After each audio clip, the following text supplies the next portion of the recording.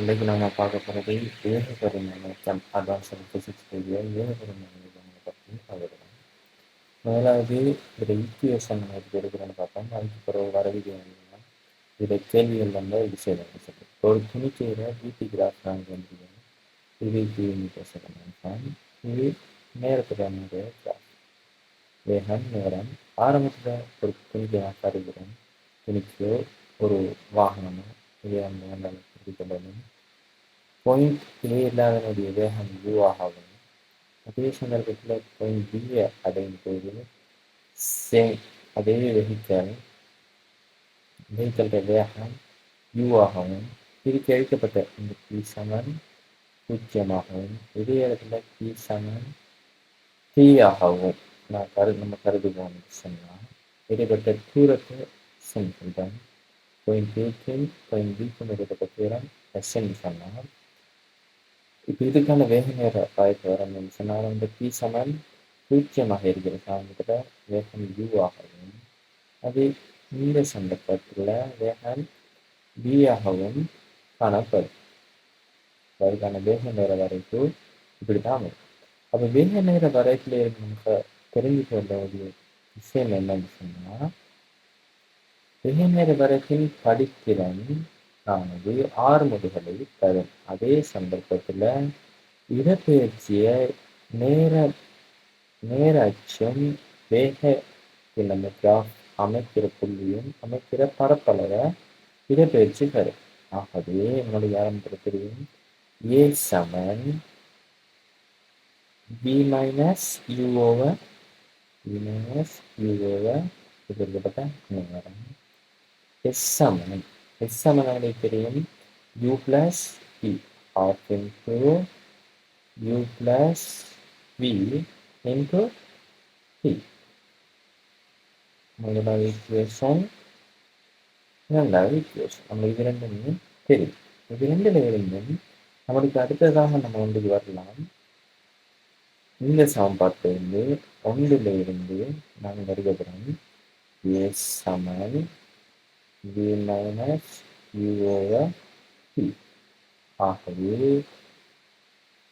B சமன் U plus AP இந்த ஒரு ஈக்குவேஷன். இது நம்மளோட மூன்றாவது ஈக்குவேஷன்.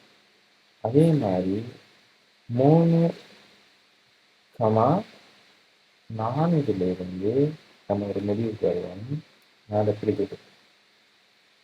பிரதியின் மூலம்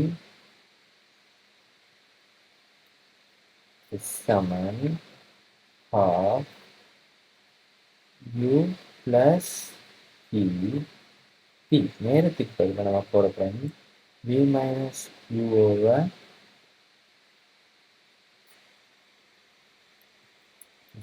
சரி பி தானே.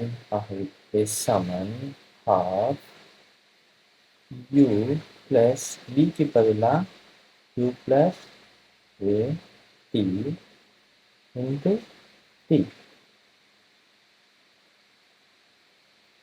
சமன் ஆஃப் யூவையும் கூட்டினா 2u plus A T into T. ஆகவே சமன் UP plus half AT square அப்படின்னு சொல்லி நம்மளுக்கு 5வது சமன்பாடு கிடைக்கும். அதே மாதிரி நம்ம இன்னும் நிறுவ போகின்ற ஜி வர்க்கம் சமன் யூ வர்க்கம் பிளஸ் 2as அப்படின்ற ஒரு ஈக்குவேஷன் கிடைக்கும். இந்த அட்வான்ஸ் லெவலில் நம்ம பயன்படுத்த போகிற ஏகபரிமாண விஷயங்களை பயன்படுத்த போகிறது இந்த நம்ம பாக்ஸ் பண்ணி வச்சிருக்கிறேன் இந்த மாதிரி ஈக்குவேஷன்ஸ் எல்லாம் மட்டும்தான் நம்ம பயன்படுத்துகிறோம். நம்ம பார்த்தோம் இந்த ஒரு ஈக்குவேஷன் இந்த வந்து 6 முடிவுகள் வேகமாற்றுகையில் நேரம் இந்த ஈக்குவேஷன்ஸை பயன்படுத்தும். இதுகள் தான் முக்கியமாக பயன்படுத்தக்கூடிய ஈக்குவேஷன்ஸ். இதுகள் வந்த முறையை தான் நம்ம இப்போ விளக்கப்படுத்தலாம்.